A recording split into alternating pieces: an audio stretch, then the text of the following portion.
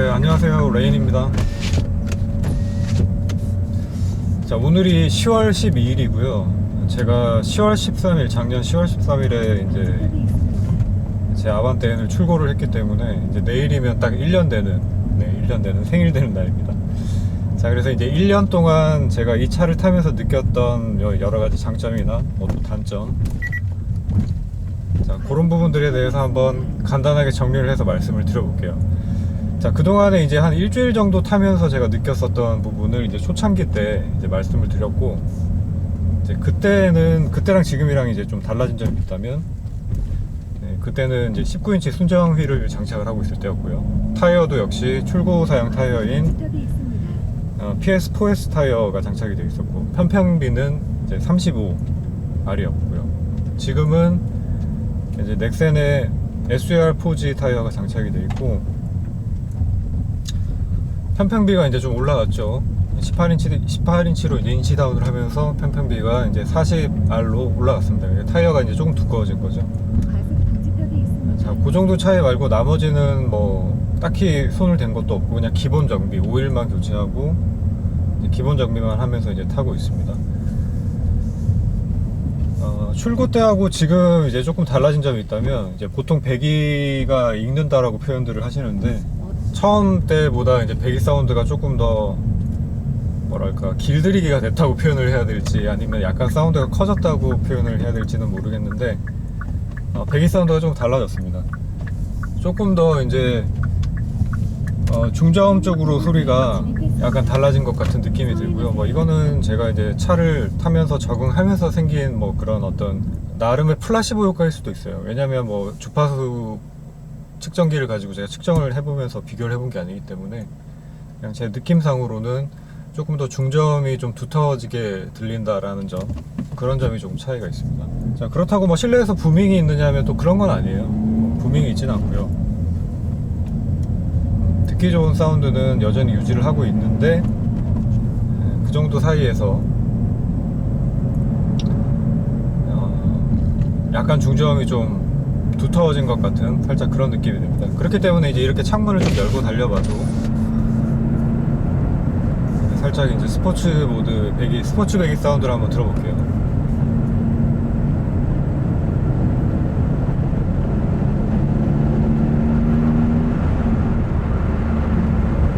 네. 자, 지금 한 2200rpm 정도 이제 지나가는 시점부터 이제 들리는 이 사운드가 중음이 조금 더 강조된 사운드 같은 느낌이에요. 그래서 이런 부분에 좀 차이가 있다 정도 빼고는 나머지는 제가 체감하기에 그렇게 크게 달라진 점은 없습니다. 연비 같은 경우도 이제 운전을 어떻게 하느냐에 따라서 천차만별로 달라지기 때문에 연비가 뭐 딱히 더 좋아졌다 뭐 이런 체감은 없고요. 연비도 시내 주행을 하면 뭐 기존에 그랬던 것처럼 한 7에서 8km 정도, 또 차가 많이 막히면 뭐 6km 혹은 그 미만으로 떨어지기도 하고요. 뭐 그거는 거의 주행 상황에 따른 차이 정도인 것 같고, 지금 상황에서 뭐 더 주행을 한다 그래서 연비가 좋아지거나 뭐 그런 부분은 없을 거라고 생각이 듭니다. 네, 자, 그러면 이제 제가 이 차에 대해서 느끼는 단점부터 먼저 한번 얘기를 해볼까요? 사실 이제 단점이라고 할 만한 게 저는 거의 그닥 느끼지를 못했어요. 왜냐하면은 제가 이제 이 차를 구매를 한 주요한 목적이 분명했기 때문에, 저는 이제 운전 재미, 특히 이제 수동 변속기 운전 재미를 추구를 하는 운전자 입장이었고, 또 기존에 이제 타고 있었던 차와 비교해 봤을 때 조금 더 출력이 좋았으면 좋겠고, 그 다음에 코너링의 재미도 좀 더 느낄 수 있는 그런 서스펜션 세팅이 돼 있으면 좋겠다라는 생각을 하고 있었는데, 그런 것에는 뭐 제가 기대한 것 이상으로 충분히 잘 부합이 되는 차였습니다. 그렇기 때문에 뭐 딱히 불만이라고 할 만한 요소는 없는데, 제가 이제 순정사양에서 출고를 해서 타고 있을 때 느꼈었던, 이거는 이제 두 가지 측면을 볼 수가 있을 것 같아요. 뭐 이걸 이제 불만이라고 할 수도 있겠고, 아니면 유지 관리에 있어서의 어떤 뭐랄까 살짝의 부담이라고 해야 될까요? 이제 그런 부분인데, 이제 출고시 타이어인 PS4S가 가격이 좀 상당히 비싼 타이어죠. 19인치의 이제 순정 사양인 245에 19에 35 그 타이어 가격 자체가 굉장히 좀 비싼 타이어입니다. 그래서 제가 그 타이어를 장착이 되어 있는 상태에서 서킷에 갔을 때에도 뭐랄까 타이어를 조금 마음 놓고 사용을 해보기가 좀 두려웠어요. 왜냐면 이제 이 타이어가 금방 이렇게 닳아버리면 또 같은 사양의 19인치 타이어를 끼워야 되는데, 그렇게 되면은 이거 가격이 좀 부담이 많이 될 것 같은데 라는 어떤 두려움이 좀 있더라고요. 이게 평범하게 이제 어떤 서민의 삶을 사는 제 입장에서는 이게 솔직히 좀 부담이 안 된다고 할 수가 없는 금액이었어요. 왜냐하면 타이어 한 짝당 가격이 거의 40만원을 넘어가는 정도의 가격이거든요. 그렇기 때문에 타이어 유지에 대한 부담이 좀 있었는데, 그 부분이 이제 사실 인치다운을 하면서 한 번에 휠하고 타이어를 다 바꾸게 되니까 목돈이 나가는 부담은 있었지만, 제가 이제 원래 계획하고 있었던 부분이었고, 또 그걸 위해서 이제 총알을 좀 장전을 하고 있었죠. 그래서 이제 그 이후에 이제 앞으로 타이어를 교체를 하는 데 있어서는 부담이 아무래도 상당히 좀 줄어들었습니다. 이제 그 SUR4G 18인치 타이어 같은 경우에는 뭐 짝당 가격이 PS4S의 거의 반 미만 정도의 가격이기 때문에, 솔직히 뭐 이 타이어도 다른 어떤 저렴한 타이어들에 비하면은 뭐 가격이 막 부담이 없다 뭐 이런 가격은 아니지만, 그래도 순정 사양 타이어에 비해서는 굉장히 부담이 좀 많이 줄어들었기 때문에 좀 더 타이어를 적극적으로 사용을 하면서 재밌게 달려볼 수 있지 않을까라는 생각이 좀 들고요. 그래서 그 타이어에 대한 부분이 저는 처음에 좀 단점으로 다가왔습니다. 한 1년 정도 타면서 18인치 정도의 어떤 이 옵션을, 타이어를 선택을 할 수 있는 옵션을 마이너스라도 좀 두면 좋지 않을까, 그런 생각을 계속 했었습니다. 그러니까 19인치가 이제 기본 사양이고, 거기서 휠이나 뭐 이런 인치다운에 관한 어떤 그런 옵션을 선택을 할 수 없다라는 게 이제 계약 당시부터도 좀 어떤 불만 사항 중에 하나였고요. 그래서 그런 부분들이 좀 차후에 보완이 돼서, 아무래도 서킷 즐기시는 분들은 뭐 타이어 가격 때문이라도 18인치로 인치다운을 하고 싶어 하시는 분들이 뭐 많이 계실 텐데, 저처럼 그런 분들을 위해서라도 뭐 N이라는 차량이 아무래도 서킷에서 좀 자유롭게 달려보라고 만든 차량이잖아요. 그렇기 때문에 18인치 휠 혹은 이제 19인치에서는 이제 퍼포먼스 휠, 그다음에 브레이크 옵션이 나오는데, 이게 이제 브레이크 같은 경우에 18인치 휠에 호환이 되는 휠을 찾기가 좀 힘들다고 제가 얘기를 들었어요.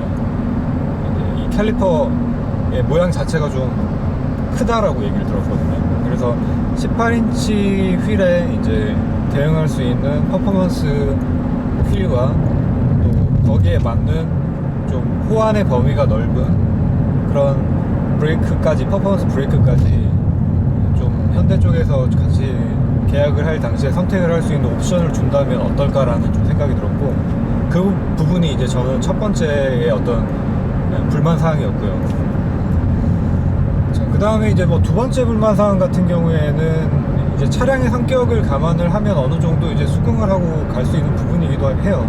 이 차가 뭐 조용하게 타는 차는 아니잖아요. 정숙성이 1순위 차는 아니기 때문에, 물론 이해는 하지만 그럼에도 불구하고 거의 출고 시부터 해서 계속 어떤 이 잡소리들이 좀 많이 여기저기 난다라는 거. 제가 차량을 출고를 하고 이제 클러치 페달 쪽에서 이렇게 바르르 떨리는 잡소리가 있어서 페달을 한번 교체를 했습니다. 거의 한 주행을 한 2개월 정도 했었나? 하여튼 얼마 안 하고부터 그 소리가 이제 좀 들리기 시작하는데, 그 소리가 좀 컸어요. 점점 커지는 것 같아가지고 이제 파란 손에 이제 갔죠.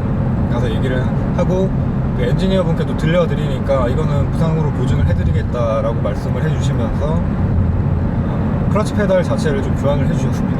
근데 이제 사실 출고한 지가 뭐 1년도 안 되는 차고, 불과 이제 교체했을 때 당시 시점에서는 한 두어 달 정도밖에 안 되는 그 시점임에도 불구하고 그런 잡소리가 나기 시작한다라는 거, 그거는 조금 문제가 있다라고 생각을 합니다.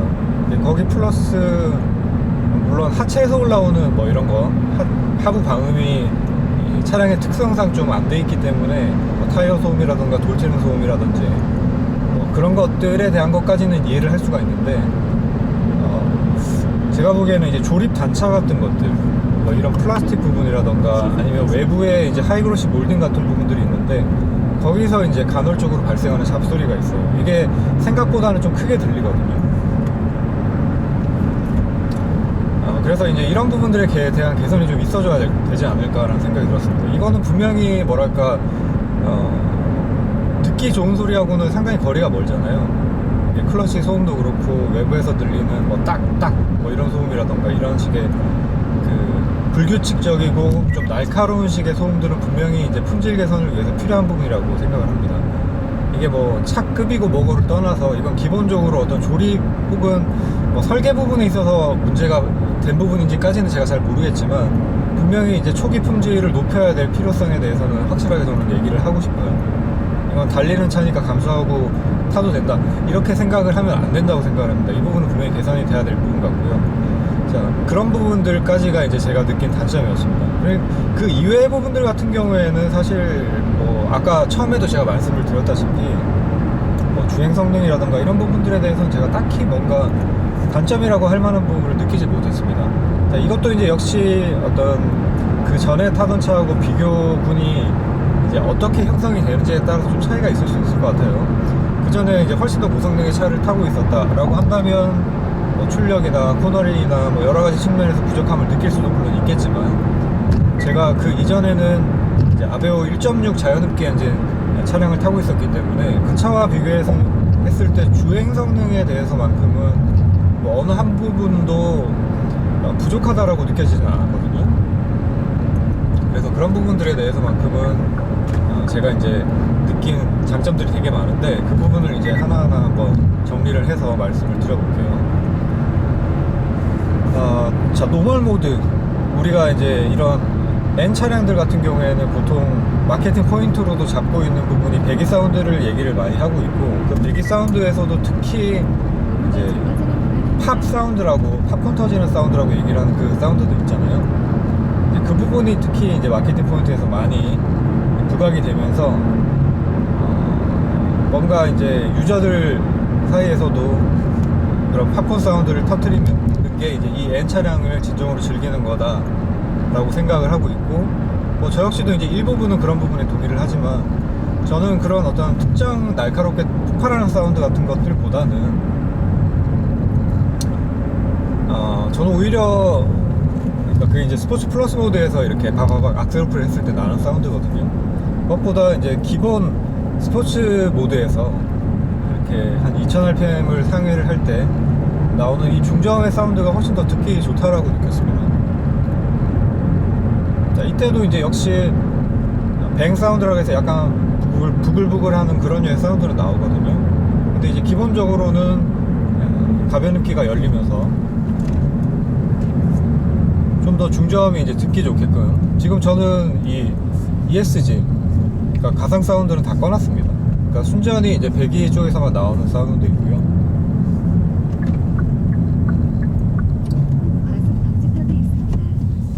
자, 그래서 이제 그런 부분들을 저는 좀 장점으로 꼽고 싶은데 이 배기 사운드가 사실 그 이전에 제가 탔던 어떤 차량들 같은 경우에도 뭔가 배기 사운드가 뭐 적극적으로 만들어져 있다 이런 차량들은 사실 없었습니다. 자, 그렇기 때문에 배기 사운드에 대한 즐거움을 저는 사실은 잘 모르고 이제 지금까지 지낸 거죠. 그래서 뭐 이런 것들이 뭐 얼마나 어떤 달리는 즐거움에 영향을 줄까 이제 모르는 입장에서는 저는 이제 그렇게 생각을 했죠. 제가 차를 모시니까요. 그런데 이제 일상적으로 이렇게 주행을 하는 상황에서도 뭐 RPM을 우리가 평소 때도 한 뭐 가속할 때는 3000 혹은 그 이상을 쓰기도 하잖아요. 자, 그 정도 RPM을 사용을 하면서 이제 주행을 하게 됐을 때 이 듣기 좋은 중저음의 사운드가 쫙 울리면서 내가 그 배기 사운드를 들으면서 뭔가 좀 달리고 있다. 자, 그런 기분을 내는 거 이게 생각보다 달리는 즐거움의 큰 요소를 차지를 하더라고요. 그러니까 전기차에서는 이런 걸 느낄 수가 없잖아요. 그러니까 전기차가 뭐 가속력이라던가 어떤 직결감이라든지 이런 부분들이 더 우세하다라는 거는 저도 전기차를 경험해본 입장에서는 충분히 공감을 하지만 이런 달리는 어떤 오감을 자극하는 이런 배기 사운드 이런 부분들은 사실 전기차에서는 재현이 될 수 없는 부분이기 때문에 자, 이런 부분들에 있어서 그냥 단순히 뭐 어떤 서킷이나 빠른 와인딩을 주행을 하지 않더라도 그냥 일상 시내 주행에 있어서도 충분히 만족스러운 그런 어떤 주행 질감을 보여준다라는 게 주행 감성이죠. 감성을 보여준다라는 게 저는 기본적으로는 굉장히 만족스러운 포인트 중에 하나였고요. 근데 이제 처음에는 이런 배기 사운드를 제가 제대로 경험을 해보지 않은 입장이다 보니까 배기 사운드가 너무 크다라고 생각을 했었습니다. 특히 이제 냉간시 시동을 걸고 했을 때 이 가변 배기가 열리면서 RPM이 뭐 한 1500, 겨울철에는 거의 뭐 2000 가까이까지 이렇게 치솟으면서 나는 이 소리는 조용한 주택가에서는 진짜 꽤나 큰 소리거든요. 그렇기 때문에 그 부분에 대해서는 와, 이거 배기 사운드가 너무 커서 타고 다니는데 눈치가 보이지 않을까. 뭐 실제로도 이제 그런 부분들에 대해서 주변 이웃분들한테 항의를 받았다고 말씀을 하시는 오너분들도 계시니까 절대적으로도 소리가 좀 크긴 큰 것 같아요. 왜냐하면 우리가 지금까지 주변에 뭐 일부 튜닝을 한 차들 혹은 태생부터가 스포츠카로 나온 일부 그런 고성능 차종들을 제외하고는 쉽게 만나볼 수 없는 진짜 이거 배기 사운드가 좀 크다 정도를 약간 넘어서는 수준의 어떤 그런 사운드를 보여주거든요. 제가 벨로스타인을 처음 접했을 때도 야, 이게 순정이라고? 라고 생각을 할 정도까지 이 배기 사운드가 너무 좀 인상적이었는데, 그런 부분들에 있어서 이게 이제 호불호는 물론 갈릴 수가 있겠지만 지속적으로 한 1년 정도 타고 있는 입장에서는 분명히 이건 장점으로 작용하는 요소다라고 생각이 됩니다. 이런 것들 때문에 이 달리는 즐거움이 좀 배가가 돼요, 확실히. 그런 부분들이 우리가 왜 이제 Never Just Drive라고 이제 이 현대에서 N을 광고를 할 때 캐치프레이즈로 내걸고 있는 게 있잖아요. 그 말이 딱 맞는 것 같습니다. 일상 주행을 해도 빠르게 달리지 않더라도 어떤 이런 배기 사운드를 들으면서 좀 즐겁게 주행을 해볼 수 있다는 거, 이건 분명한 장점이 될 것 같고요. 그래서 제가 꼽고 싶은 첫 번째 장점은 이 배기 사운드입니다.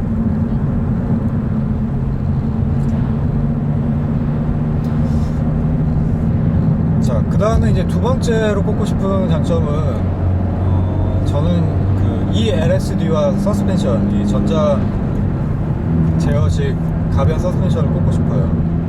자, 이게 그 주행 성능을 만들어주는데 굉장히 큰 역할을 한다고 생각이 듭니다.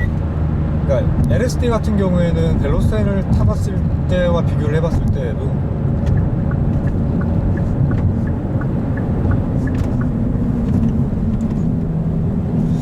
비교를 해봤을 때에도 벨로스타인보다 조금 더 약간 이렇게 안쪽으로 이렇게 감아 도는 그 느낌이 조금 더 강하다고 저는 느꼈거든요.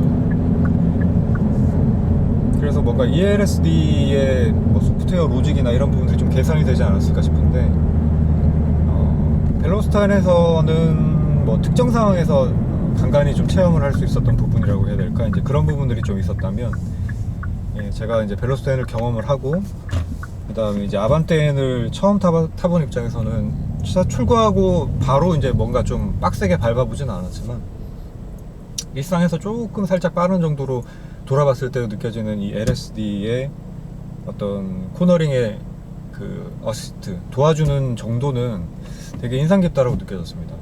그리고 이 서스펜션 같은 경우에는 저는 오히려 뭐 아반떼인이 승차감이 더 편해졌다라고 얘기를 하는 그 부분들을 체감을 잘 못했고, 지금도 여전히 이게 승차감이 편한 건 아닌데 그런 생각이 좀 지배적으로 있어요. 그런 부분들이 물론 있는데 인치다운을 하고 나서 이제 좀 느껴지는 게, 그러니까 18인치가 좀 제 짝인 것 같다라는 느낌이 들기도 하고, 19인치 같은 경우에는 저는 뭔가 좀 한 가지에 초점이 맞춰져 있다고 보여집니다. 자, 19인치 휠 타이어 같은 경우에는 이제 고속 주행 안정성에 좀 집중적으로 초점이 맞춰져 있는 것 같고요. 왜냐하면 이제 그 휠의 직경이 커지면서 무게도 좀 커지고 그런 부분들이 고속 주행을 할 때 차를 좀 뭐랄까 좀 약간 묵직한 느낌을 좀 주게 만들어 주거든요. 이제 바운딩 같은 것들 했을 때 뭐 범프 같은 것들을 만났을 때 차가 이렇게 좀 떴을 때도 이 휠 타이어가 약간 반박자 좀 늦게 따라오는 것 같은 느낌을 주면서 차가 좀 지면에 진득하게 붙어있는 느낌을 준다고 해야 되나? 그게 이제 뭐 진득하게 붙어있다라고 표현을 해볼 수도 있을 것이고, 혹은 묵직한 느낌이 든다라고 이제 표현을 해볼 수도 있을 것 같은데, 자, 그 부분이 이제 가장 큰 장점이었고요. 19인치에서는. 18인치에서는 이제 그걸 뺀 나머지 모든 부분이 다 장점인 것 같습니다. 뭐 일상적으로 이제 이렇게 좀 날카로운 요철 같은 것들을 만나게 됐을 때에도 18인치 타이어는 초기의 반응이 조금 덜 예민하게 이제 느껴져요. 그런 부분들은 확실히 18인치가 좀 장점인 것 같고, 또 이제 가벼워짐으로 인해서 가속이나 감속할 때 이제 관성에 받는 영향, 이 부분이 조금 그 제한을 덜 받는다라는 그런 느낌으로 느껴집니다. 그러니까 가속을 할 때도 훨씬 더 좀 경쾌한 느낌으로 가속이 되고, 감속을 할 때도 마찬가지로 좀 더 적극적으로 감속이 되는 것 같은 그런 이제 느낌이 있어요. 그러니까 스포츠 주행을 하게 될 때 19인치에 비해서 조금 더 마치 이제 19인치 타이어가 뭐랄까 구두까지는 아니고 뭐 가죽으로 만든 그 스니커즈 같은 것, 뭐 그런 것들을 좀 신는 느낌이었다라고 한다면, 이제 18인치로 갈아탄 입장에서는 이제 좀 본격적으로 달리기 위한 운동화로 갈아시는 것 같은, 좀 그런 느낌으로 저는 이제 느껴졌습니다. 그리고 이제 타이어 같은 경우에도 이제 SR 포지가 PS4S보다는 그립이 조금 더 높다라는 게 이제 대체적인 평가인데, 저는 이제 PS4S를 낀 상태에서 이제 서킷 주행을 해봤잖아요. 그래서 서킷을 이제 똑같이 가서 주행을 해보면 그 부분이 체감이 되겠지만, 그러니까 일상 주행에서는 마찬가지 저는 PS4S의 어떤 한계를 경험을 못 해본 입장이라서 지금 상태에서는 이제 잘 모르겠고, 느끼는 차이점이 있다면 소음이 조금 더 이제 크다라는 점은 있어요. 근데 이게 소음이라는 것도 제가 그 전에 18인치로 인치다운을 했을 때 그 영상에서 말씀을 드렸던 것처럼, 야, 소음이 막 너무 심하다 뭐 이런 느낌은 아니었고요. 특정 상황에서 이제 어떤 뭐 빨래판 같은 것들, 그런 것들이 있는 도로에서 좀 소음들이 크게 느껴지는 측면이 있었고, 그런 특정 부분을 제외를 하고는 뭐 소음적인 측면에서도 저는 크게 어떤 불만은 없었습니다. 그립은 좋은 것 같고요. 그리고 제가 PS4S를 탈 때 이제 같은 계절로 비교를 해보면은, 그때 이제 10월달, 뭐 작년 10월이랑 올 10월이 기온이 같을 수는 없겠지만, 작년 10월달 차 출고해서 이제 다닐 때는 이제 왜 스포츠 타이어들이 기온이 떨어지면은 이제 지면에서 좀 미끄러지면서 드드드득 이런 소리들이 나고 하거든요. 그거는 저는 이제 작년에 그 PS4S로 처음 경험을 해봤는데, 그런 부분들이 이제 작년 10월 달에는 전혀 없었는데, 이제 올해 같은 경우에는 제가 지금 기온이 뭐 한 아침 시간대 출근할 때 시간 기준으로 봤을 때는 한 12도, 13도 정도 왔다 갔다 하는 그런 기온임에도 벌써 그 소리가 좀 나요. 그런 거 보니까 냉간시에는 조금 더 취약한 타이어일 것 같다라는 생각은 듭니다. 아무튼 그래서 지금 제가 두 번째 장점으로 말씀을 드리고 있는 게 이 하체 부분과 그 다음에 ELSD 이 부분을 이제 말씀을 드리고 싶은 건데,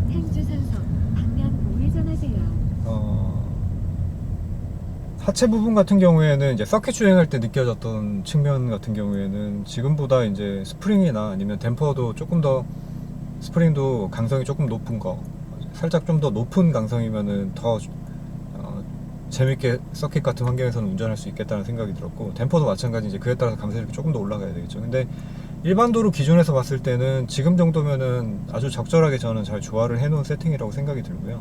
그리고 처음에 그 노멀 모드, 그 다음에 뭐 스포츠 모드, 그 다음에 스포츠 플러스 모드, 이런 모드 차이에 따라 어떤 변화를 제가 잘 못 느꼈었는데, 지금은 오히려 이제 적응이 좀 돼서 그런 건지 뭐 어떤 건지는 잘 모르겠지만, 아무래도 이제 제가 좀 적응을 하면서 이 차에 대해서 좀 더 민감하게 느끼게 된 측면이 있을 수 있겠죠. 그래서 뭐 그것 때문일 것 같긴 한데, 아무튼 이제 그런 부분들 때문에 차이가 이제 좀 명확하게 느껴지는 편입니다. 와인딩 주행을 하는 그런 상황, 그런 상황에서는 뭐 롤 제어라든지 아니면은 피칭이나 스쿼트 이런 부분에 대한 제어라든가 이런 부분들이 훨씬 더 좀 차를 단단하게 묶어주는 측면이 있기 때문에 차와 이제 내 컨트롤을 하나로 묶어서 생각을 할 수 있는 측면이 있어 조작에 좀 용이하기도 하고요. 네, 그래서 이제 서스펜션 세팅 같은 경우에는 이제 스포츠나 스포츠 플러스. 근데 이제 스포츠 모드 같은 경우는 조금 애매한 측면이 있긴 한 것 같아요. 이제 점점 딱 두 가지만 쓰게 되는 것 같더라고요. 그러니까 노멀 모드와 스포츠 플러스 정도 모드. 제가 처음에는 스포츠 플러스가 너무 이게 차가 튀는 거 아닌가? 뭐 그런 생각을 사실 했었는데 이게 이제 용도가 너무 명확하게 이제 사용이 되다 보니까 일상주행에서는 뭐 노멀 모드로만 해도 뭐 지금 정도 달리고 뭐 가볍게 코너링 하는 거 정도에서는 뭐 이 부족함을 느낄 수가 없거든요. 그러니까 물론 이제 롤이 좀 더 생기고 그런 측면은 있지만 저는 뭐 애시당초 그 어떤 롤에 대해서 거부감이 있다든가 뭐 그런 건 아니기 때문에 그리고 이제 좀 빠르게 방향 전환을 하면서 좌우 어떤 그런 G를 많이 받아야 되는 그런 상황에서는 그냥 스포츠 플러스 모드를 써버리면 되니까 이 스포츠 모드에 대해서 조금 애매한 측면은 느껴집니다.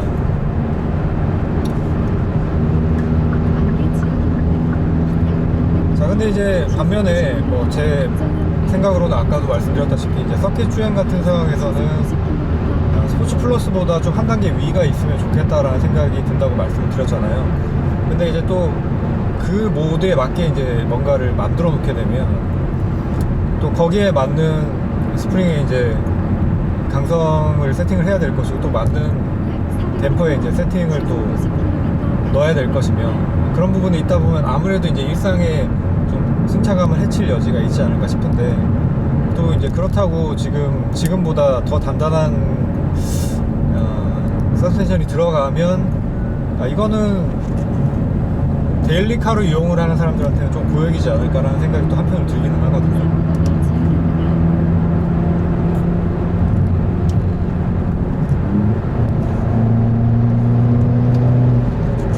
네, 그래서 이제 그런 부분들을 놓고 봤을 때는 적절한 선에서 잘 타협을 했다라고 생각이 됩니다.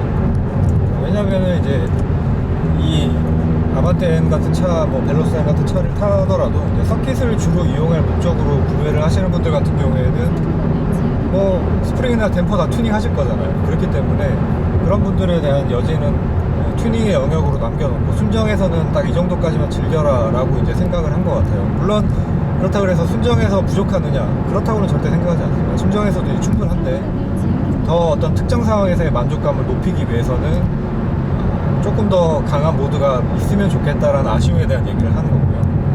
네, 그래서 이제 저는 그 ELSD와 이 전자제어식 서스펜션 두 가지가 이 차에 대해서 느낀 가장 큰 장점이었습니다.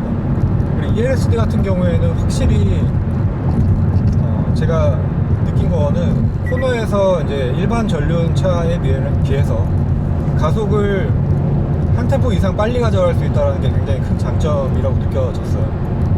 그러니까 막 한계 상황에서 공략을 하게 될 때는 언더스티어가 당연히 발생할 수밖에 없겠지만 그래도 적절히 하중 이동을 하면서 이게 또 트레일 브레이킹을 했을 때 뒤가 이렇게 잘 움직여 주거든요.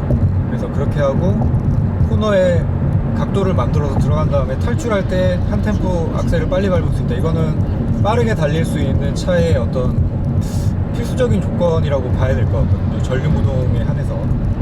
그래서 그런 부분에 있어서는 큰 만족감을 이제 느끼고 또 이 N 차량들이 가지고 있는 아주 큰 장점이라고 생각이 되는 부분이고요. 그 다음에 이제 마지막으로 한 가지를 장점을 꼽아보자면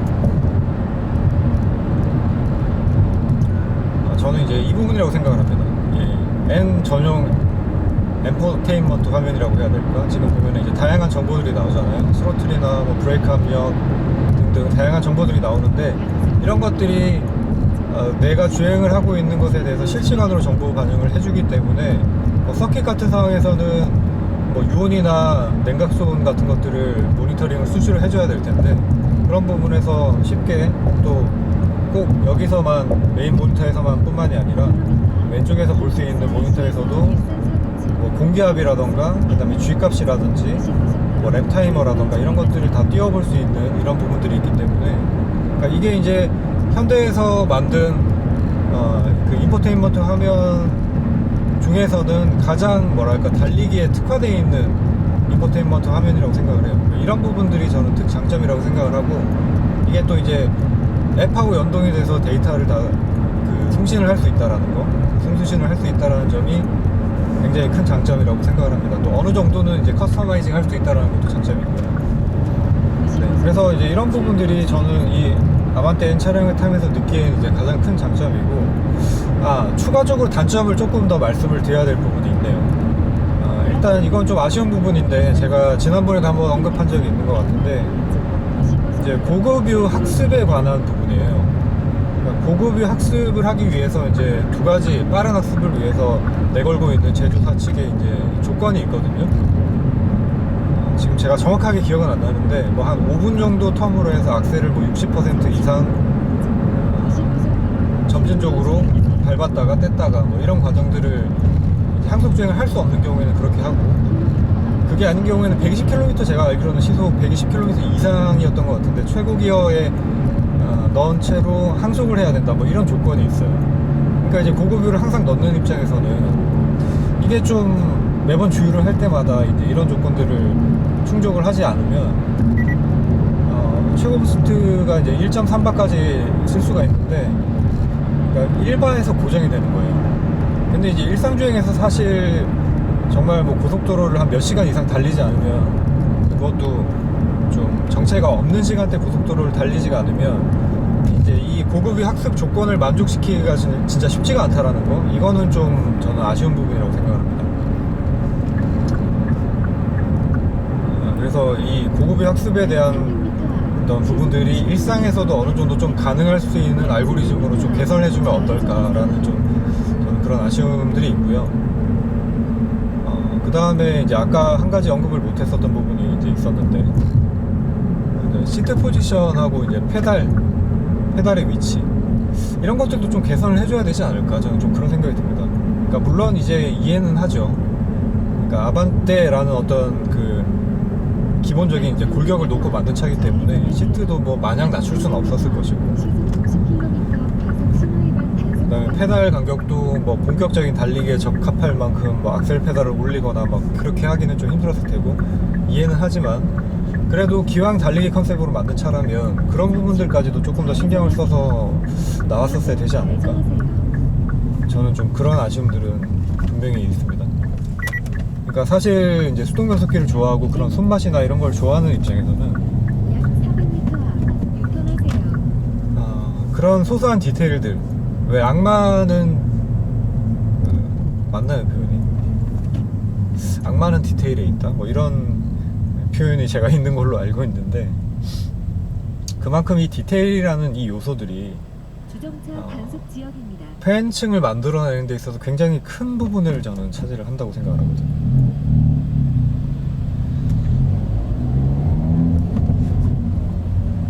그러니까 주행 질감에서 있어서만큼은 저는 이제 이 N 차량이 달리는 즐거움을 그래도 경험을 해본 사람들한테는 충분히 어필할 수 있을 만큼의 매력을 가지고 있다라고 생각되는데, 이런 사소한 문제들, 시트 포지션, 그다음에 뭐 기어 레버의 위치, 그다음에 페달의 어떤 높낮이나 위치, 그러니까 이런 것들이 지금 일본 차량들, 일본의 이제 JDM이라고 불리는 90년대 그 차량들 보면 이제 하나를 특정을 해보자면 86이에요. 86이나 뭐 아니면 뭐 MX5나 이런 차량들인데, 그런 차량들의 어떤 페달의 위치나 시트 포지션이나 그다음에 어떤 기어 레버나 뭐 이런 조작감들을 조금 벤치마킹을 해볼 수 있지는 않았을까, 그런 아쉬움들이 좀 있다라는 거죠. 그래서 이제 그런 사소한 디테일들이 좀 개선이 되면 좀 더 이제 매니아들한테 어필을 할 수 있는 차량이 되지 않을까라는 생각이 듭니다. 그러니까 제가 한 1년 정도를 타보면서 느낀 거는 분명히 발전을 많이 했고, 이 N 차량을 제가 벨로스터 N 탔을 때 딱 그렇게 생각을 했었어요. 그러니까 벨로스터 N을 처음 타봤을 때, 그 전에 이제 이미 JS 기본형 뭐 1.6 터보도 타봤고 뭐 1.4 터보도 타봤지만 뭐 얼마나 다를까 솔직히 속으로는 그렇게 생각을 했거든요. 근데 타보니까 완전히 다른 차량인 거예요, 기본형이랑. 역시 아반떼도 마찬가지로 기본형 그 CN7하고는 완전히 다른 차라고 보는 게 분명히 맞고, 주행 질감 자체는 좀 많이 차이가 나고, 기존에 느꼈던 어떤 현대차에서 느낄 수 있는 이 주행 질감과는 확실히 좀 다른 레벨을 보여줍니다. 그래서 안 타보신 분들은 한번 꼭 경험을 해보시길 바래요. 뭐 현대차를 안 사도 상관은 없지만 그래도 현대차가 이 정도까지 어떤 나름 재밌는 차를 만들어낼 수 있는 데까지는 올라왔구나 라는 걸 한번 경험을 해보시면 그 다음부터 다른 차종을 보는 데 있어서도 좀 안목이 넓어지지 않을까라는 생각이 듭니다. 그래서 저는 뭐 1년째 타고 있으면서 여전히 재밌게 타고 있고 또 만족하면서 타고 있습니다. 뭐 사소하게 아까 말씀드렸었던 그런 제가 굳이 단점 이렇게라고 표현했던 거는 그게 큰 단점으로 와닿진 않았기 때문에, 물론 사람에 따라서는 이게 큰 단점으로 와닿을 수도 있겠죠. 근데 이제 저는 그 장점이라는 게 좀 더 단점을 상쇄할 정도의 장점이라고 느껴졌기 때문에 이게 큰 단점이라고 생각이 되지는 않고요. 근데 그렇다고 하더라도 이런 사소한 단점들을 좀 잘 개선을 해서 좀 더 디테일에 좋은 모습을 보여주는 이제 N 차량들이 된다면, 앞으로 뭐 전동화 시대에 나오게 될 N들도 팬들, N의 진정한 팬들, 뭐 BMW M이나 AMG라든지 뭐 포르쉐 팬들이나 뭐 이런 팬층이 두텁게 있는 그런 차종들처럼 현대도 좀 그 팬층이 좀 두텁게 생길 수 있는, 뭐 이미 유럽 쪽에서는 팬층이 좀 어느 정도 형성이 된 것 같긴 하더라고요. 근데 여전히 한국에서는 그 돈씨잖아요. 그러니까 그 돈씨라는 말을 이제 좀 안 들을 수 있도록 지금 이제 기본 첫걸음은 굉장히 잘 됐다고 저는 생각을 하니까 앞으로도 좀 많은 발전을 현대 쪽에 부탁을 드리고 싶고, 또 저 역시 이제 좀 더 오랫동안 재미있게 즐겁게 이제 N 차량들을 즐기면서 N 라이프를 한번 또 2년 3년 계속 한번 가져가 보고 싶습니다. 자, 그래서 1년 동안 제가 타면서 느꼈던 장점 단점들을 한번 말씀드려 봤고요. 자, 영상 보시고 또 추가적으로 이제 궁금하신 점이나 뭐 그런 부분들이 있으시다면 댓글로 남겨주시면 제가 아는 범위 내에서 최대한 답변을 한번 드려보도록 하겠습니다. 자, 그럼 다음 영상에서 또 찾아뵙도록 할게요. 지금까지 레인이었습니다.